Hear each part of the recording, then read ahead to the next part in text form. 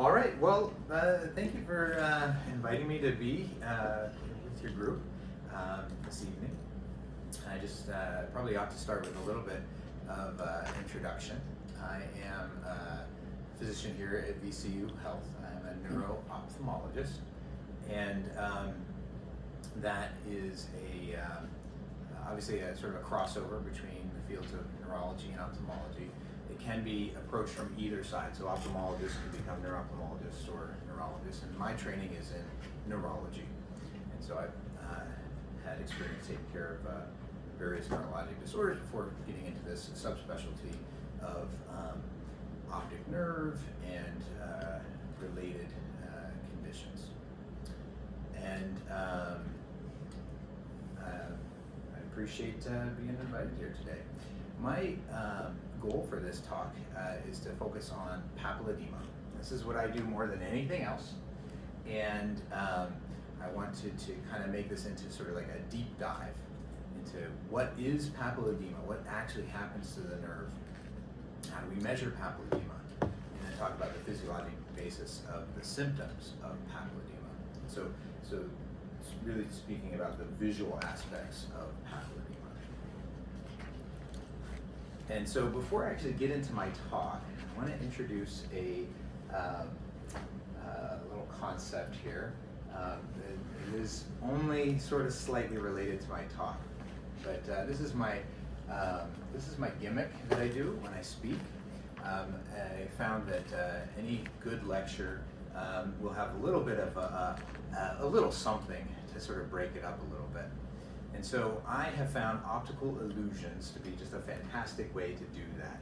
People are very interested in them, and they have sort of a good impact neuro-ophthalmology sort of related type of thing. And so I have gone out on a limb for this one, and I realize that I picked the most difficult possible optical illusion to share with you in this talk today. But I have a reason for it, and I will get to that eventually. But what we're looking at here is basically stereograms, stereo photos, and it is an illusion that if you can do it properly, you have to cross your eyes just slightly so that the two images overlap. And these aren't exactly the same image. These are images that were taken from a slightly different angle, just like a real stereo view would be. And so you slightly cross your eyes and just try to lock them in so that you can see the two images right on top of each other. You know that's really hard for people who have papilledema. I understand that is difficult for patients who have visual deficits. And it's difficult for a lot of people. Yeah. I'm hoping that there are those here that can create that image. So I have to go cross-eyed. I do too. I can't go cross-eyed. I have to look at my finger first and then try to look at the screen. It doesn't work. It doesn't, you can't get out there. And it's only enough to just cross them a little bit so that they overlap. It's not like a big crossing of the eyes. I saw a nod in the back. Anybody else getting the effect? And so if you are, you should be able to see the stamen on the flower kind of sticking out at you, and the rest of the image sort of going back behind it, all of that, the cupping of the lily shape. Did it work? Yeah, for a second there. Did it? Okay. Yeah, Anybody else? hard. Okay. If you focus on what you just said Uh-huh. and allow it to happen. Yep. Okay. We'll keep working on this as we go.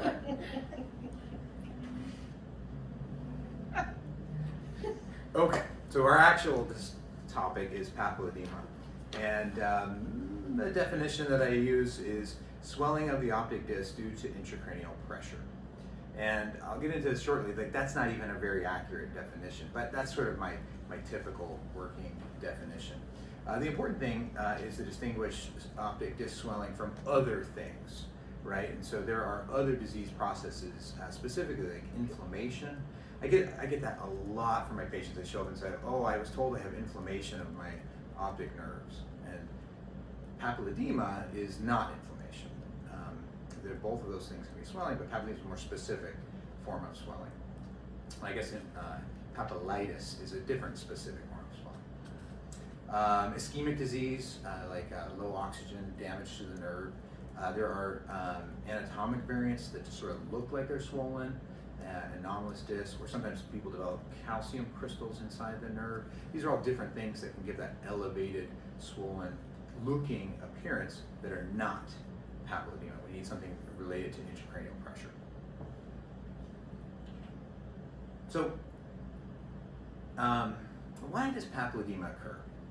So, I oftentimes use an inaccurate explanation for papilledema when I talk about it, just because it's shorthand and it's kind of quick and it explains. I tell patients, yeah, when there's like this pressure inside the head, it's like the pressure in the head is sort of pushing forward and the eye is actually bulging forward, and that's what papilledema is. Well, no, that's not accurate. So papilledema, to understand what it is actually going on, we need to understand the concept of axoplasmic flow. And so what that refers to is the normal cellular process of the neurons, the nerve cells. So a nerve is just made up of a bundle of about 1 million neurons, right? There's individual nerve cells. And we usually think of cells as very tiny, right? Cells are microscopic. And that's true, even in this case, but these cells are particularly long, right? So these cells extend from the eye all the way back to the brain. So the cell body, the main part of the cell, lives in the retina and extends its axon through the retina to the optic nerve, across the optic chiasm, back in the optic tract, and connects into the brain in a part of the brain called the thalamus. And then there's another neuron in the thalamus that connects all the way back to the occipital lobe. And that's the entire visual pathway, is just 2 neurons. And so if you think about how a cell lives and survives, there are certain functions that it just needs to do to maintain itself. And so in the cell body, which again is located in the retina, inside the eye, that's where all of the manufacturing of everything occurs, okay? And so the cell will produce all the proteins and all of the cellular components that it needs right there in the cell body, and then those will migrate through the whole length of the cell and go back to the end, to where they need to be released or whatever else, depending on what kind of function that they might have. And so there's this constant flow. I don't want to call it a highway, but it's a really slow highway. Like there's flow of material from the eye back to the brain, and that's axoplasmic flow. It's flowing through the cells. It's flowing down the axon. And so what happens in papilledema is that there is development of a pressure gradient at the back of the eye. And so the brain fluid, the cerebrospinal fluid, surrounds the entire brain, and that includes the optic nerve. That pressure that's in the brain typically extends all the way down the optic nerve right up to the back of the eye, the globe, okay? At that back of the eye, the lamina cribrosa, that is the sort of junction between the eye and the brain. And so if there's a high pressure behind the eye coming from the brain side, and then there's a normal pressure in the eye, all that flow of materials coming through and hits a pressure gradient. It hits that sudden change in pressure, that increase, and starts to get backlogged. As it gets backlogged, it just starts to build up more and more. And so that is what occurs with papilledema. Hey, we were just talking about axoplasmic flow. Perfect. So the true cause of papilledema. So the cellular materials is starting to get backed up as it hits the lamina cribrosa, the back of the eye, the beginning of the nerve. And it just starts to collect, and that of course is the papilledema. So it's not like the brain is actually kind of like bulging into the eye. it's setting up this scenario where the material that's just inherently there just starts to accumulate. And so if you understand this, then you start to understand some of the important features about papilledema that are not intuitive if you think about it just like it's just your brain bulging into your eye. So for example, if we have a patient who has papilledema, we might do a lumbar puncture to relieve that fluid or just to measure that fluid. But as we do so, we take some of the fluid off and we drop the pressure down. And guess what? You look inside their eye right after they have their lumbar puncture, and they have papilledema just the same. It hasn't changed at all. Why? Because you may have corrected the pressure, but all the material that had built up is still built up. And it takes a long time for the optic nerve to clear out that. So it can take weeks or months after the pressure is resolved for the papilledema to go away. Does that fluid or that backup like do anything? I don't know the right words or anything, but like not crystallize, but does it get so stationary that it creates additional problems other than just the buildup? Well, we're going to talk about what the problems are that it creates, but it basically is just sort of creating so much pressure within the tip of the nerve, and just sort of accumulating just too full. Okay, it's stretching and it's compressing. Right. So on the other side of that is if somebody has a problem, if somebody has a sudden change in their where they develop intracranial pressure, and this would be typically a patient who has perhaps a shunt. If that patient has a sudden thing like a shunt failure, you cannot rely on looking in the eye to diagnose the shunt failure, because it takes time. Even though they have acutely changed, their pressure's gone up, it takes time for that fluid to build up and accumulate, papilledema to develop. And it just sort of depends on how much pressure there is, how long that might take. And I'm sure there's a lot of variation in different people, just different nerves, different people have sort of a different amount. This also helps to understand how patients who do have elevated intracranial pressure might not develop papilledema. And it has to do with that pressure gradient, right? So I said the typical scenario is that brain pressure extends all the way up the optic nerve sheath right up to the eye and causes the fluid to accumulate. But there are probably, almost certainly, individuals who have their own unique anatomic variant here, and they may or may not have the same extent of how far that pressure extends. So if that pressure doesn't extend all the way up to the tip of the nerve, to the eye itself, that person may never develop papilledema. And so we don't know how many patients are out there who have intracranial hypertension without papilledema. They tend to go less diagnosed because papilledema is usually the giveaway.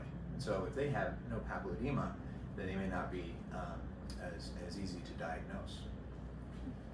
And occasionally, I see a patient who has papilledema and it's only in one eye. And I'm like, what the hell does that happen? And it must be that they just have a variation. One eye's got a different amount of pressure extending up there, and the other eye has some other difference to it. Sometimes when patients have intracranial hypertension and we are trying to control it, we do a procedure called an optic nerve sheath fenestration, where we just sort of cut a window out of the side of the nerve back there and let the fluid leak out and lower the pressure down. That is a short-term fix because that eventually will heal and the pressure will build back up again. But it probably does improve the outcome for that eye in that if it becomes sort of like scarred from the surgery, that scar is a little tougher and it does have sort of a barrier to transmitting all the pressure right up to the eye. Okay, so that was a really important concept. Did everybody, any questions about this axoplasmic flow and what papilledema really is. Okay. So I wanted to share an unusual case with you that kind of really helped me to solidify this understanding in my mind. So this was a 12-year-old boy, and I mean, this is like on a TV show. He was shot in the eye with a pellet gun, and he was seen by his local ophthalmologist. Saw some superficial trauma, saw where the pellet had hit the eye, but didn't feel like there was anything concerning. Then he comes back to this ophthalmologist, who notes that his vision is still getting worse. And now that child had developed disc edema, but only in the eye that was shot. Anybody figure out what happened?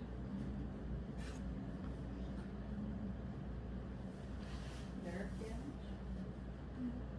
No, I mean not yet, but Not yet. he's going to get nerve damage, unfortunately. Yeah, it's not a good outcome for this boy. Was it simply that the pellet that affected the other eye helped alleviate some of the pressure? I think you're on the right, but it was either shot that developed edema. The eye that was shot was the one that developed the edema. And so what had happened is that the pellet had actually damaged the eye more than was realized at first. And it was actually just a tiny, slow little leak of the eye. So the eyeball itself was leaking its fluid and losing its pressure, okay? And so what had happened is this boy had a normal intracranial pressure, and then he developed a loss of pressure in his eye. And so he actually still had that pressure gradient that I was talking about. And so the fluid starts to accumulate at the eye. So he had a normal brain pressure. That's why the other eye didn't have any papilledema. But he developed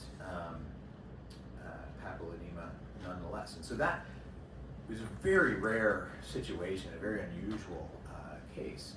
But it really sort of helped me in, sort of an example, thinking through this and understanding what causes this. And so it's just the pressure gradient that matters.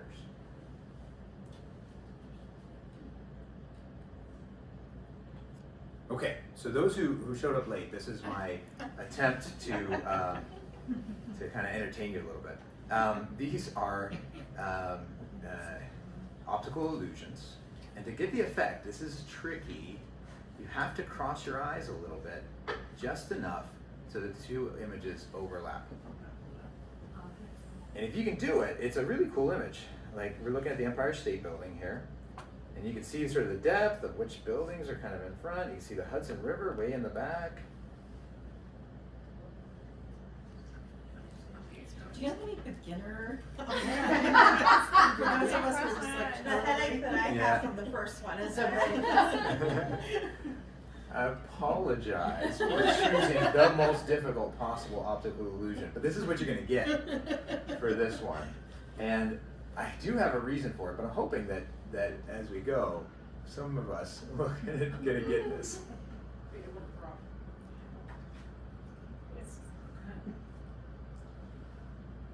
Okay, well, I'm going to keep rolling on. And you get another chance.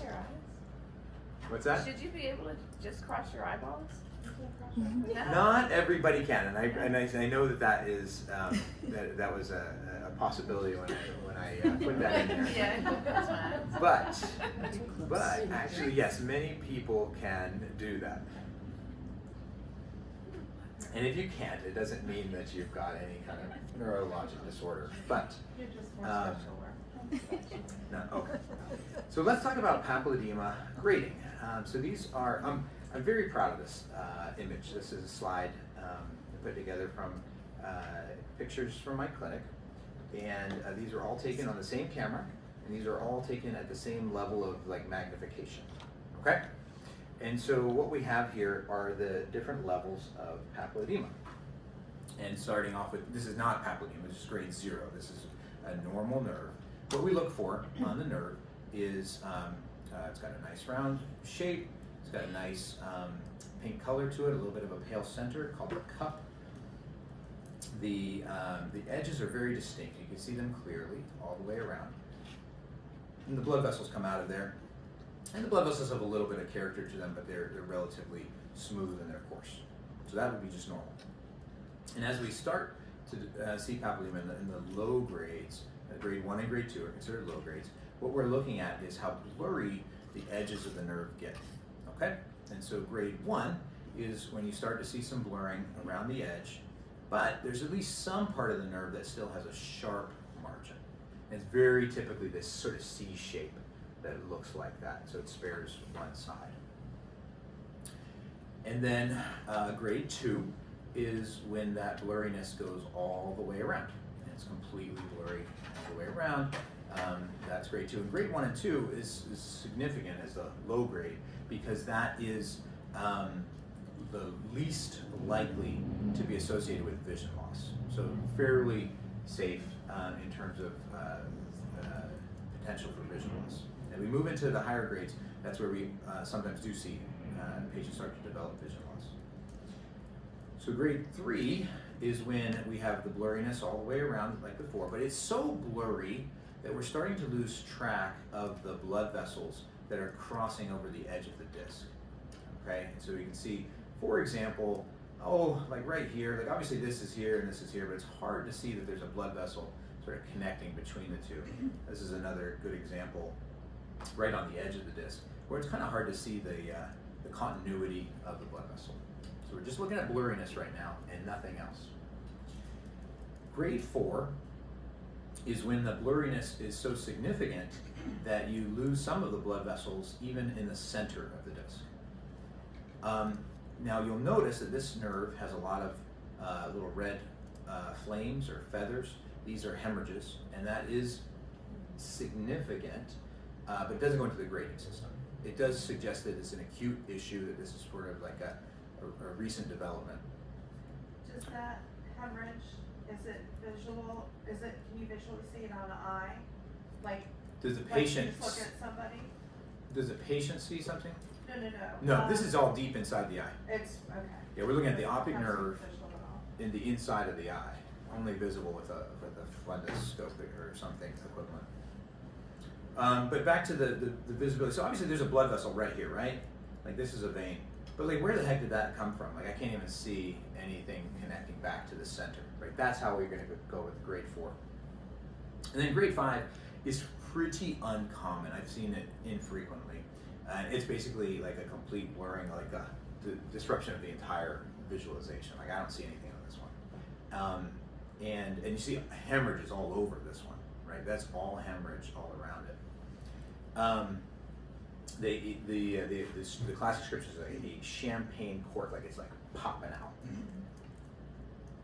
Okay, so those are the grades, and we're gonna make it into a little game. And so your chance to grade that disc. 2. Right here, 2. And by the way, this is an excellent time to point out that even among experts, we don't usually agree.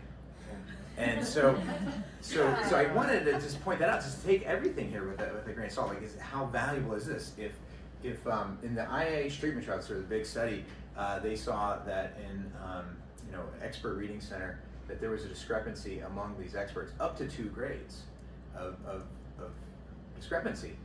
And it's a 5-point scale. Like, that's huge. Like, that's like almost kind of like almost worthless. But does anybody want to take anything else? 3. We got some for 3. Okay. So what I would say is, well, let's see, make sure. Okay, yeah, that's 3. Yeah. How consistent am I myself? But I was going to point out, so for example, right here, I think this blood vessel is a good example where you see it here, you see it here, but it's really hard to see it going across the edge of the disc there. And so I feel like that one was enough to give it a 3. And you could argue some of the other blood vessels like that right there is kind of hard to see. All right, grade that disc.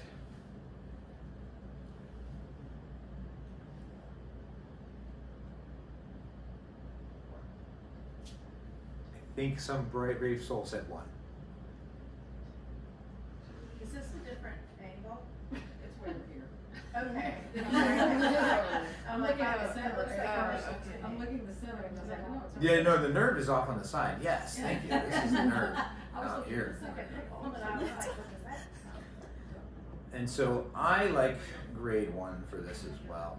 So I feel like it's sharp on one side and it's blurry around the rest, right? And so this is, see, this is the other eye, so this is the backward see.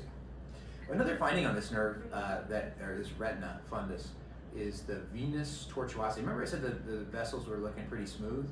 Yeah. Not this guy. This was like really kind of twisty, isn't it? And so sometimes chronically they develop that characteristic. It doesn't go into the grading scale, but it's a finding that we see. All right, so what would this be?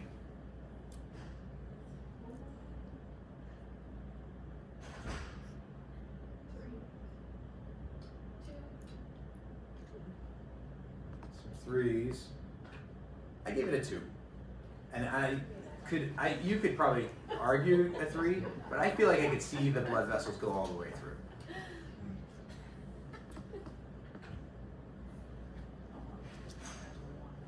0. 0. Yeah, I just keeping you on your toes. That one was normal. Some people just have really sort of like beautifully prominent like nerve fiber there. Like it's just this pretty shiny, that's just a healthy looking nerve fiber there. Looks good to me. What is this one?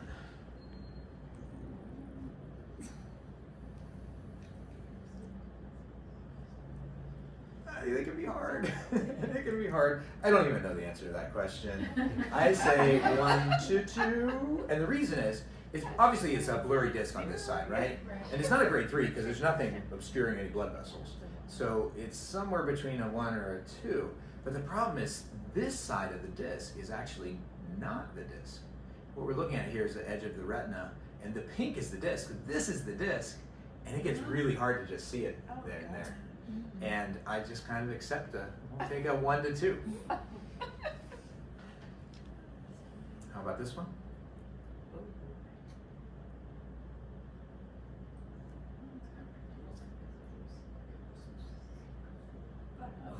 Is that a 4? This one is a grade 2. Really? Yeah, and so the blurriness goes all the way around, and we've just got a lot of dilated blood vessels on here, but remember, they don't go into the grading system. And so I am sort of training you on how to grade the disc, but also start showing you sort of the range of what papilledema might look like. Actually, it's a really fantastic picture of just like those tiny little blood vessels. You can see the details in there. So that was great too. And this one.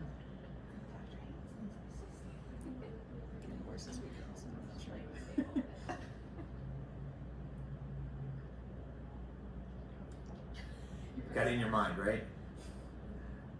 4. I gave this one a grade 3.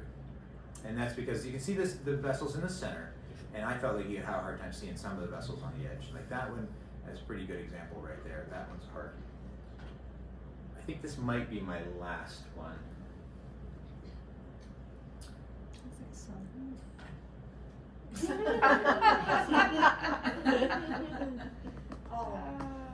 So this one makes another point for me.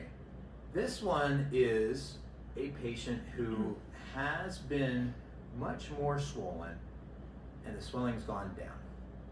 And in this case, it is very difficult to determine anything about the current status of it. So probably, you can see the color change around the nerve all the way out to about here. Probably this patient had swelling that big at one point. And now that the swelling has gone down, it left a lot of residual changes. We see gliosis of that area, that scar tissue. And that has an appearance that looks blurry, and swelling looks blurry, and grading this can be very difficult. And so, I don't always rely on the grading. I think it's a helpful thing. Sometimes I do rely on it, but there's more to it than that. All right, I'm gonna give you another quick shot at this, and hopefully I get some more who can experience this. And How is it, Caitlin? if you can see it, and it's actually a really cool image because you can see the depth And you can see little pockets in the snow, stuff you cannot see on that image flat. Oh, I actually. You got it? Yeah. Okay, so it's not overwhelming yet, but we're starting to get a little bit better. Okay, so what do we do in addition to the papilledema grading, and that I rely on heavily, testing called OCT, that's optical coherence tomography. Optical coherence just means laser, and tomography means a scan, like a CAT scan, a computed tomography. And so this is more or less analogous to doing like an ultrasound, where they send a sound wave and bounce it off the tissue, and then they can sort of make an image out of that. But instead of using sound waves, we're using laser light, and we have a super precision measurement of the nervous tissue. And so what we've got here are obviously two optic nerves, just in black and white, but we scan around the nerve and measure the thickness of all the layers of tissue. So what we're looking at here is the actual raw data from the eye. And if you've got, you can see like sort of stripes going through there. Those are the cellular layers of the retina, okay? And we could look at any of them, but we're interested in nerves. And so we look at the top layer. The nervous tissue sits on top. And we can take that data, and the computer does all this for us automatically. So the blue and the red are the upper and lower limit, and we take that data and we put it down here on a graph or in a little pie chart. Anything that shows up in the green range is normal. This shows up, this patient's eye shows up, is the black line there, and you can see how well that fits inside the normal. Now you look at the left here and you say, wait, Dr. Haines, that's not in the green. That's not normal. And I agree, but you have to allow for a little bit of individual variability. You'll notice that everybody's got sort of distribution of the tissue. There's these normal peaks. So this is superior and this is inferior. There's always more tissue coming in at the top and the bottom, okay? And so we always see that. But occasionally people have their own sort of unique anatomy, and that tissue might show up in a slightly different place. And so you can see this is kind of like a double hump here. In this case, the double hump kind of converged into a single one, and that's why it ran off out of the range. But it doesn't look too far out of the range, and the numbers are definitely normal.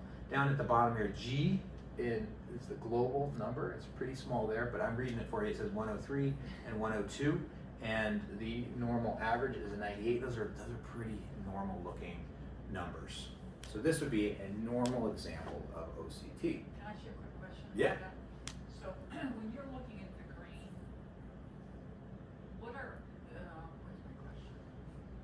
The green circles at the bottom. Yeah. There's two numbers on the bottom, two numbers on the top, and three in the middle. Does that correlate to the place on the retina that you have looked at? Yeah, so these are just divided into little pie wedges or sectors. Right. And then, so if you want to look at the nasal, that's it here and here. Yeah. And it's just subdivided into different ways in case if you wanted to get a little more specific or less.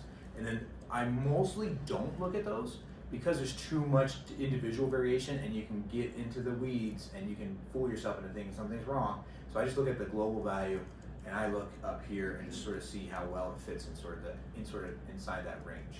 And what is that? What is your x-axis on that graph? These are just degrees. So it starts at the arrowhead, Got it. and it comes back around to the arrowhead. So this makes a circle. These 2 points come together. I see it now. So that's a circle that goes around the degrees. Yep. Got it. And that would wrap around the nerve, and so we don't measure it exactly on the nerve because too much variation in that. So we just take a small step away and run a circle around it, and we consider that as a surrogate for the nerve itself.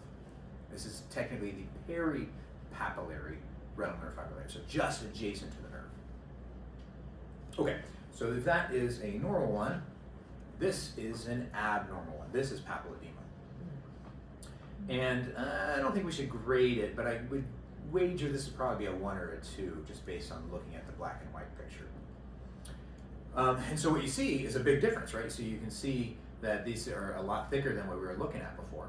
And we go down to the graph, not only is it out of the green range, it's actually off the chart in terms of where the thickness shows up. And the numbers are much different. And so those are 165, 160. So that's clearly not okay. Remember the average was like a 98, right? And so that's a lot higher than it ought to be. And so if you were paying really careful attention, you may notice this is actually the same patient. If you look back and toggle, that's obviously the same eye, right?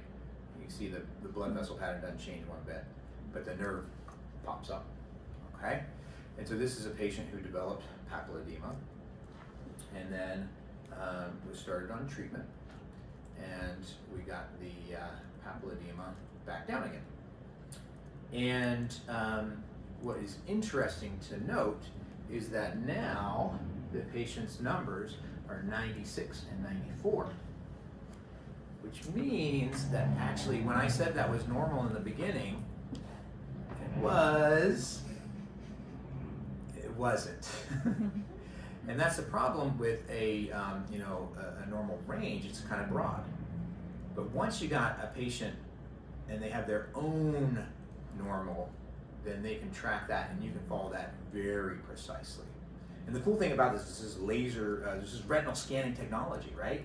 So it can use that technology to line up the circle in exactly the same spot every time. So we can get a real good apples to apples comparison. And so here's just a trend line. This would be the right eye, and you can see how, it actually measured this on 4 different occasions, how when I first met the patient, I thought that it looked normal, but I had symptoms and we decided to keep an eye on things. We saw the swelling going up. It wasn't too bad, so we decided to just keep an eye on things. And then we saw this one shoot up, and that was when we decided to initiate treatment, and then we can see that that was effective. But if you look at the 96, that 103 in the beginning, in retrospect, was a teeny bit swollen. But that is that's the power of serial evaluation. And so when it changes like that, I know something's going on. If it's the same every time, then I feel pretty confident. And every test has limitations. This is a great example of the limits of OCT. This was a patient who I gave a talk about at a meeting in Iowa one time, and I wanted to get all the details. I put the OCT up there and I was like, ooh, this is terrible. And so you can see that this is a swollen nerve, but the computer has no idea what to do with this and doesn't know where to sort of draw the lines and where to put that. And so sometimes OCT will fail, and you can't use it. What does OCT stand for again? Optical coherence tomography. That's the scan that we've been talking about, that laser scan of the eye. And so we can still use the fundus exam and the photographs and use that to evaluate this patient. All right. If you can do it, this one is really cool. So this was taken by, I think it was a Voyager, but it was by a satellite flying past Saturn. And these are taken months apart to get the separation that would be needed for a stereo view. And if you're able to see it, you'll notice that the pictures aren't exactly the same. But it's kind of cool because it's a planet, and I can reach out. It feels like I could just reach out and touch it. You get it? Yeah? Okay. All right, so let's talk about the visual symptoms of papilledema. And to understand this, I'm just going to tell a little story that I think illustrates it pretty well. This is a picture from King's Dominion. My family and I used to go pretty regular. We were season ticket holders for several years. And the Haines family, not huge into the roller coasters, except my youngest, who's my only daughter, and she's the one who's like, yeah, I want to do everything. And so she got tall enough. It was basically Dad's responsibility to take her on these roller coasters. I don't really mind roller coasters. I mean, actually, they're fun. But this one I had an interesting experience on. So this is the Intimidator 305. And aptly named. So it is this really tall hill. You just go up and up and up and up. I'm okay, I'm good, I'm good. And then you hit this like nearly vertical drop, and you just go down, straight down. And then as you're coming out of the hill, boom, all the blood in my head just goes into my feet. And I'm like, oh my goodness. My vision is starting to go gray, and I'm gonna tunnel here. And I'm a neuro-ophthalmologist. And I'm just sitting there and the rest of the ride, and it's like all these twists and turns, and it's got all kinds of stuff that's supposed to be fun. The whole time, I'm just like, transient visual obscurations. I do not like this. I don't like this. I'd like to get off, please. And so that's what happened to me. I had a transient visual obscuration. But this is an event that occurs in patients with papilledema all the time with little reason. And so to understand why, it is a simple calculation that we do to measure the perfusion pressure. So that's going to be how much blood can get into the tissue, all right, into the optic nerve in this case. And that is simply the mean arterial pressure. So that, you know, the arterial pressure is usually measured systolic and diastolic. You can average those together in a way and get a mean. And then the tissue pressure. So how much pressure is resisting the blood flow to come in versus how much blood pressure you got pushing it in. And that will give you how much blood can actually get into the tissue. And so in papilledema, this goes back to your question from earlier, like what's wrong with that? What's it doing? You know, like, it's building up pressure on the nerve. It's actually creating increased tissue pressure. And so because of that, the patient may have, you know, fairly normal arterial pressure, but they're going to have a reduction in the amount that gets into the optic nerve. And so they could do something very simple like bend over and stand up. Get out of the car. And any of us who do that will have a little drop in our blood pressure because of the change in position, and these patients will as well. But when they do, that is enough that they can have the same kind of blackout that I experienced with all those G-forces on the roller coaster. And so these are called transient visual obscurations. Now, supposedly, and I think it's true, that they are certainly a marker that something is going on. They are a symptom that something is going on. But they are not supposedly associated with like permanence of the vision loss. So they're just a transient visual obscuration. The carotid receptors in the neck feel what the blood pressure is doing, sort of kick up in the heart and pump the blood pressure up, but the circulation is reestablished and the vision returns without any damage. But it is certainly a sign that something is up. Is it always a tunnel vision, or is there other things you see? Oh yeah, tunnel vision is sort of classic, but people can have a complete blackout, people can just have spotty vision, but classic transient visual obscuration is sort of like a blackout, sort of tunneling out with the change in position, lasting like a couple seconds. Has anybody done compliance issues on the vessels and the tissue itself, like from a neuroengineering standpoint to look at that? Not familiar, and I'm not sure how well it would be easy to study. These are pretty small blood vessels, actually tiny blood vessels that we're talking about. And the tissue is going into like compliance along those lines. Like, are there how different are compliances between individuals? Of the Vessels and the tissue it's going into. Why that would depend on what kind of conditions, like if you had ES or those tissues. Yeah, I'm not sure. But I know that basically what's going on is if they have, if they've got this papilledema, that would, that's pressure there, and that would decrease the compliance. But no, I'm not sure how to study that or if that's been looked into specifically. Can I ask a question? Yeah. Is that the same type of transient visual obscuration you would get like from vertebral artery compression? No. No, because we're talking about here in the optic nerve. Right. And so optic nerve comes off of the circulation for the optic nerve comes off of the carotid artery. And Like that blacking, graying out. yeah, the visual effect may be similar. Yeah. Might be. But vertebral artery, there's arteries in the back of the head that go up to the back of the brain and supply the occipital lobe. The occipital lobe is where in the brain vision actually occurs. And so if that's compromised, patients will lose vision as well.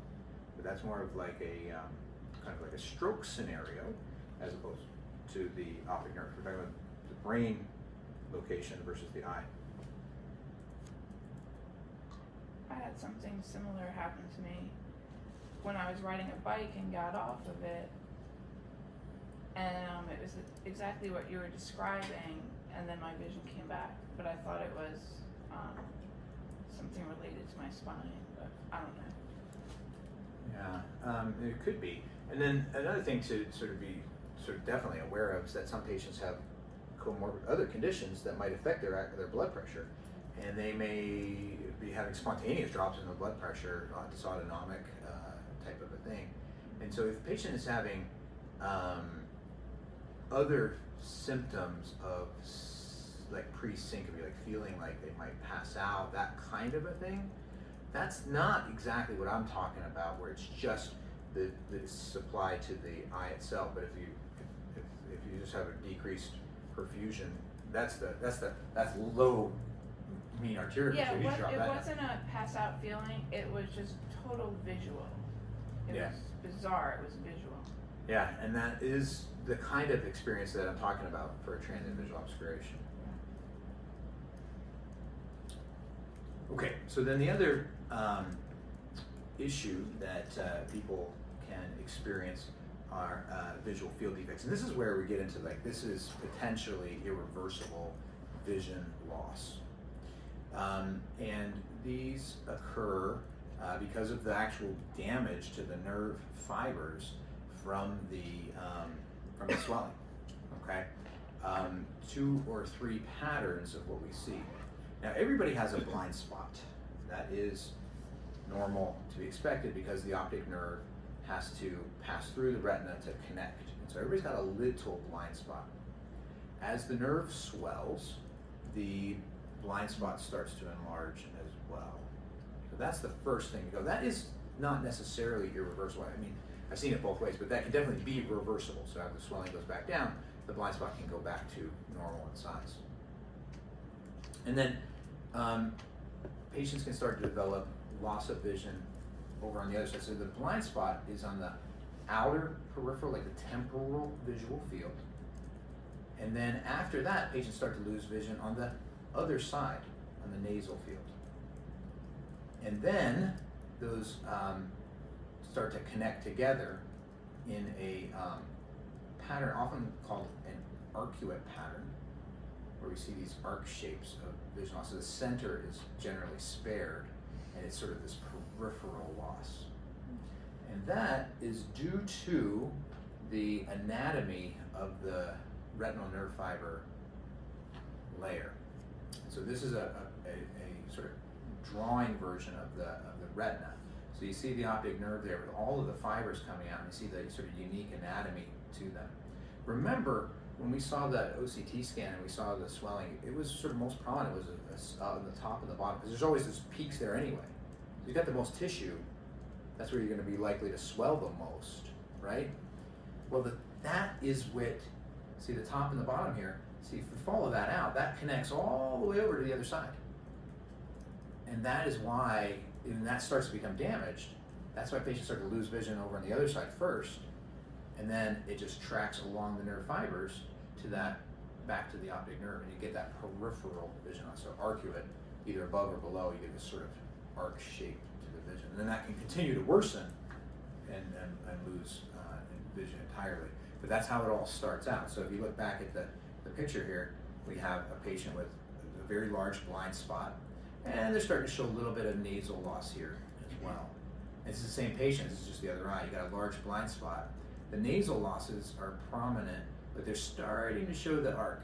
They're starting to show a little bit of the arc. You can kind of see it sort of trying to form an arc shape of loss, the dark spots being the areas that are deficient. Does that make sense? Okay. And so, this is why I insisted on doing this particular optical illusion. I have been training you this whole time so that you can actually see what papilledema looks like. So this is not papilledema, this is a normal example. So those who can see it, if you can see it, I hope, what you'll see is in the center of the nerve, there's an obvious depression. Those blood vessels sort of drop down in there. It looks really real. I'm like looking at this right now and I'm trying to see if the blood vessels are pulsating. Like it looks like a good picture. So this is just a normal example to kind of get you there. But this will be a stereogram of papilledema. So this would be a grade 2. And if you can see it, if anybody can see it and bold enough, you want to describe for the group what you see?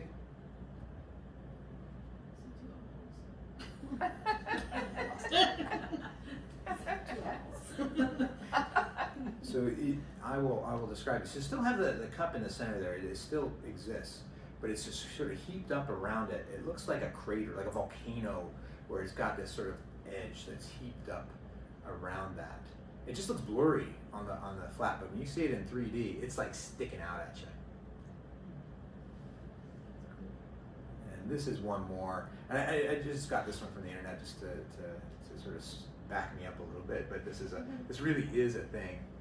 And I know many of you weren't able to get it. I understand that. I did my training at the University of Iowa, and Dr. Longmire. We do this kind of a lot in ophthalmology talks. I just put them up there. And one day in grand rounds, like well into the year, Dr. Longmire just leans over to me and says, "I can never see them." So if it didn't work for you, don't feel bad. But if you can see it, I just wanted to kind of help you to get that experience. So if you have papilledema, would it make it harder to see these? You know, it shouldn't be too bad unless if you were really sort of down the end. Because remember, we said papilledema, the problem is going to be out in the periphery. And patients are sometimes unaware of it. And then we pick it up on the visual fields. And sometimes they are aware of it and it's like, oh, it's going to be bad because the patient already knows that it's there. Actually, papilledema and glaucoma are really similar in terms of the pattern of visual field loss. I don't know if you've ever heard glaucoma is like the silent, not silent killer, silent blinder, right? Because it kind of like sneaks up on people. Actually, glaucoma and papilledema are really interestingly related conditions. Glaucoma has too much eye pressure, papilledema is too much brain pressure. But they have a similar effect on their glaucoma does not cause an enlarged blind spot. But it causes that same nasal defect and arcuate. That's the exact same pattern that glaucoma causes. And so anyway, I only mention that just to point out that it is oftentimes something that patients don't really recognize right away. And so the visual deficit is there, but it wouldn't be too bad. And patients would be able to do something that involves their central vision, like what this is supposed to do. I was hoping there was an excuse as to why I couldn't do it. And so that was what I have, but I am definitely open to any questions. Random kid question. There's a little 5-year-old that we're following with a weird genetic disorder called PTM. It has big vascular malformation. One of the things that resulted from it before we treated it was he had papilledema. So we've been following, Alsamari's been following his papilledema. So how long, have you seen papilledema sort of stick around, or probably I guess more optic nerve pallor, where it's not, things just aren't getting better? Because we're sort of following that as an indicator for the vascular stuff, worrying about is it time to treat it again? In terms of hanging around. Yeah. So pallor Yeah. is a different situation. Pallor is what happens to the nerve after it's been damaged from papilledema or from whatever. Yeah, Pallor could be forever.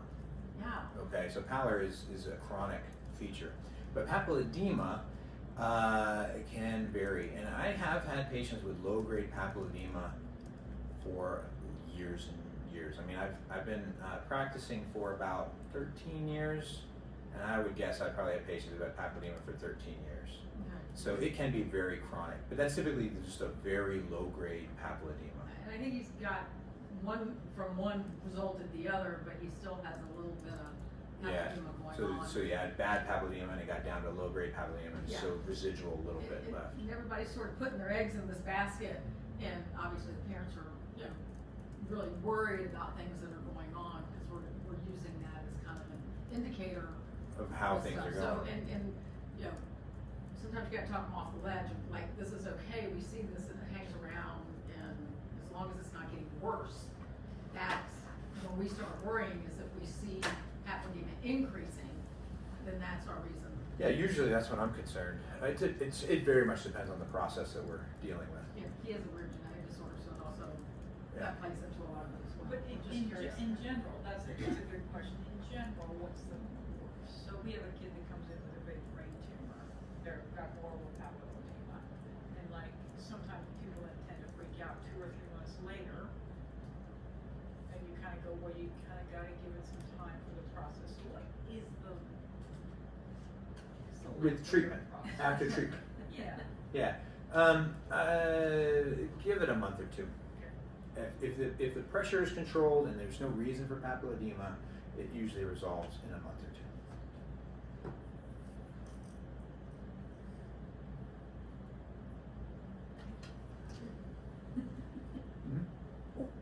How long do you think a patient should go with nerve compression on the optic nerve before you do something, and what is that something? Yeah, so not papilledema, just a compression, like Yes. anything Horner mass or syndrome. something like that. Horner syndrome. Oh, well, Horner syndrome is not the optic nerve. Okay. Horner syndrome is the pupillary pathway, Okay. and there's a different. It's called the oculosympathetic pathway, and that is a totally different scenario. Okay. So compression of the optic nerve is going to probably result in vision loss eventually if it's enough compression or lasts long enough, etc. Mhm. For the Horner syndrome, that's going to cause some dysfunction, unequal pupils, a little bit of a droopy eye, but the significance of that is not nearly as bad as like blinding the eye. And so depends on what's going on, the seriousness of that situation, and how much you're willing to accept just the that Horner's situation. Okay. Can you tell us about pseudopapilledema and what's the impact?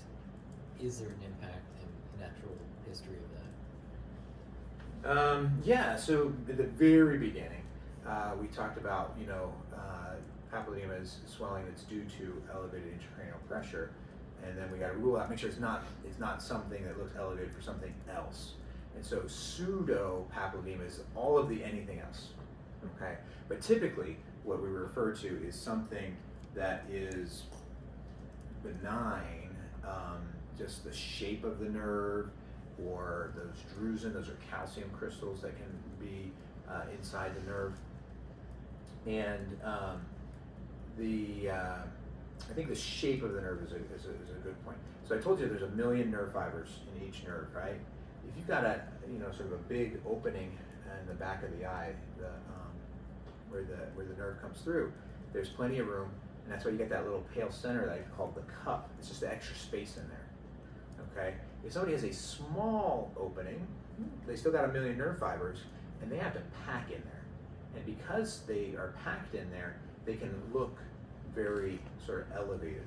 They can look swollen. They're not. They are crowded. Okay? Crowded and swollen sound like a similar concept. I suppose they're similar concepts, but they're definitely different in terms of what they signify. Because crowded is just the way that you're made. And it's just the way that it is, and it will always be that way. As opposed to swollen, which means there's something going on that's causing pressure to build up. And one of the things that I really like to do is the serial OCT scan. I showed you that example case where I thought it was normal, and we monitored it. Well, it's changed. It went up a little bit, then it went up a lot, and so we know that. And then when we finally got the swelling down, we knew it wasn't normal because of where it ended up, right? But if it was pseudo papilledema, it should be just about the same every single time. You're allowed a slight variation. 3 microns is about as much as I can kind of squint at, and it should always be within a small range if it's not true papilledema. Can I, oh, sorry, go. No, you go. I was just gonna say for the crowd here, I know you mentioned, sort of, optic nerve sheath fenestration. I came in a little bit late. Did you talk about medical treatments and surgical treatments and all that? Yeah, no. We talked about papilledema, but I did not really sort of focus on intracranial hypertension at all.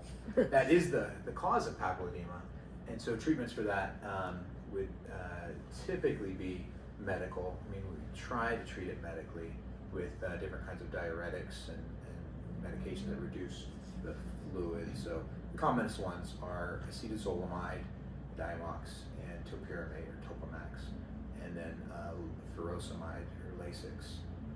And that's pretty well the repertoire that we have. If a patient has severe swelling and we can't control it with medical management, then surgical treatment would be the nerve sheath fenestration I described, where they can open up the sheath and let the fluid out. I see patients have vision loss from the surgery. I'm a little bit reluctant. Right, you got a big swollen nerve and you're gonna go operate on it? Like, it's a risky thing.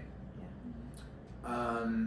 And then the CSF diversion, and so putting a drain into the ventricles to just get fluid out of the head, that usually runs down into the belly internally with a shunt. And then sometimes an option if patients have tight veins, that those veins can be opened up with a stent, and that might release some of the pressure. Those are basically the surgical options.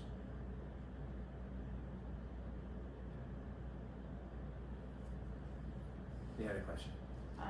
I was just gonna see if you could mention about the venous pulsations that you look for during appointments. Yeah. So I was actually looking for it when I was looking at that stereogram, right? I said, it looks so real. Like, I'm looking to see if there's anything going on there.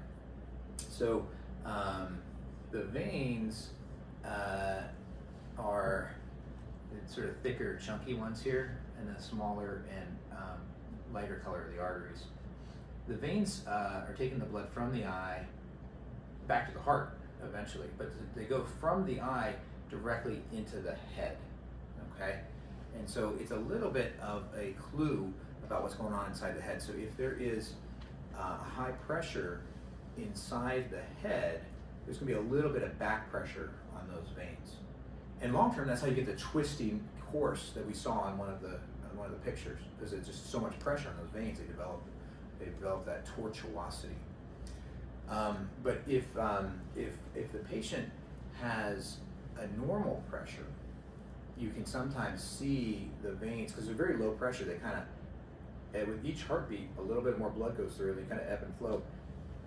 And you can see like that little bit of blood just kind of move through the tip of the vein with each heartbeat. Bloop, bloop, bloop.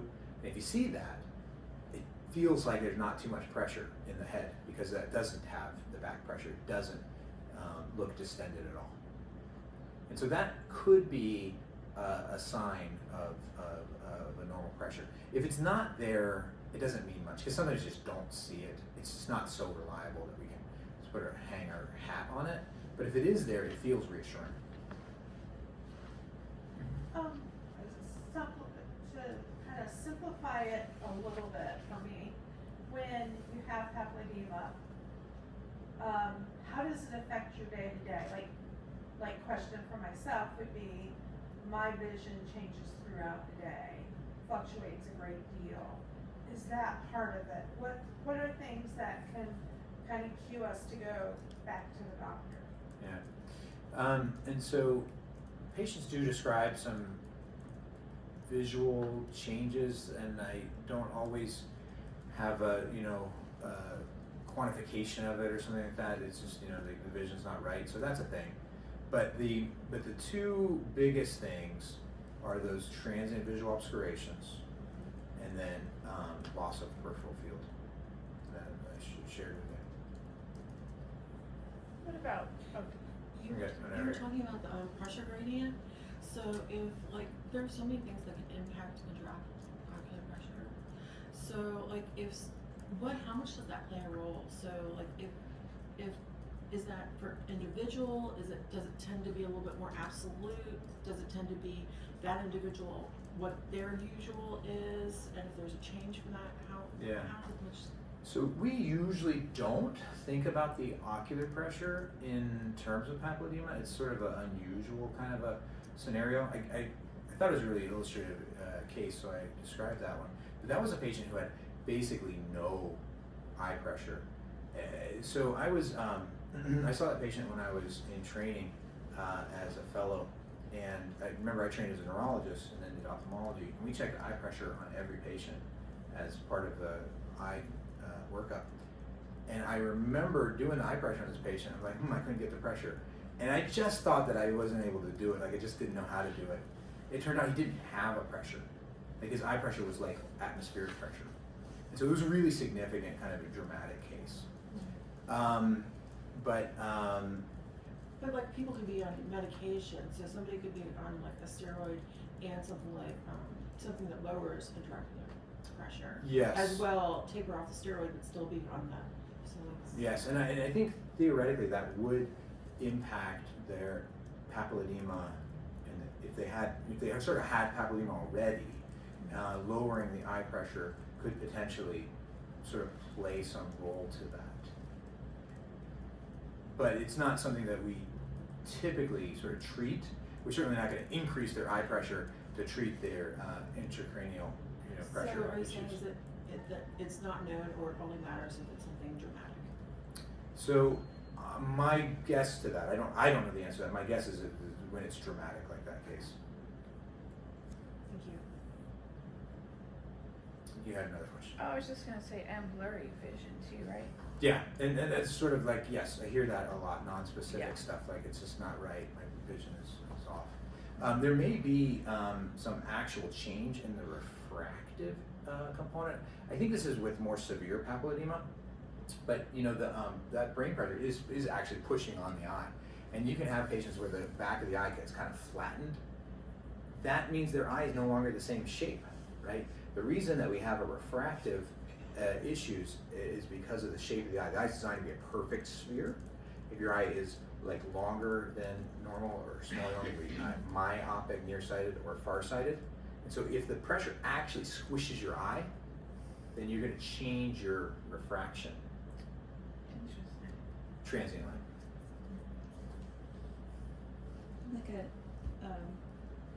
Just curious question. So I know, BMI can impact this, the heavier you are. I don't understand the physiology of it, but Nobody how- does. Yeah. Have you noticed, so the new drugs that have come out, like Wegovy and everything, has that been helpful in treating this?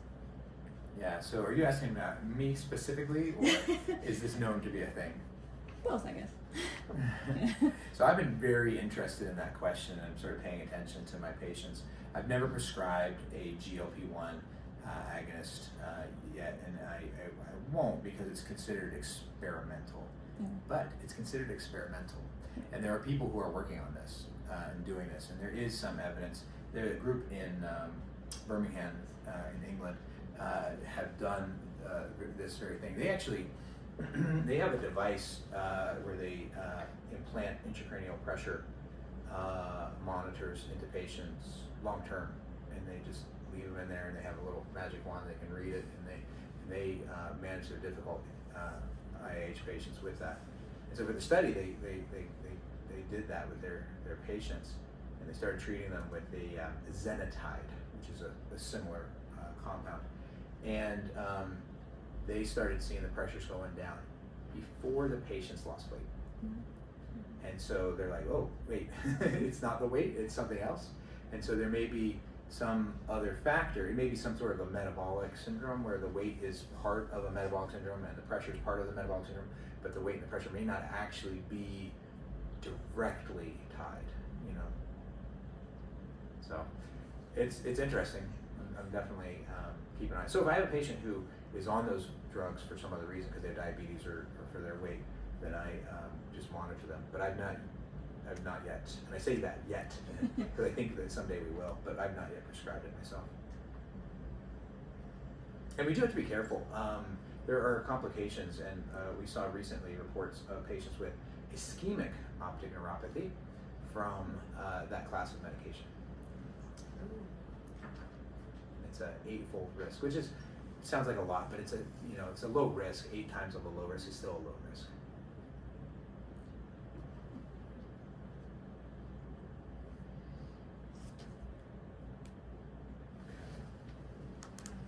Great. Discussion. Great.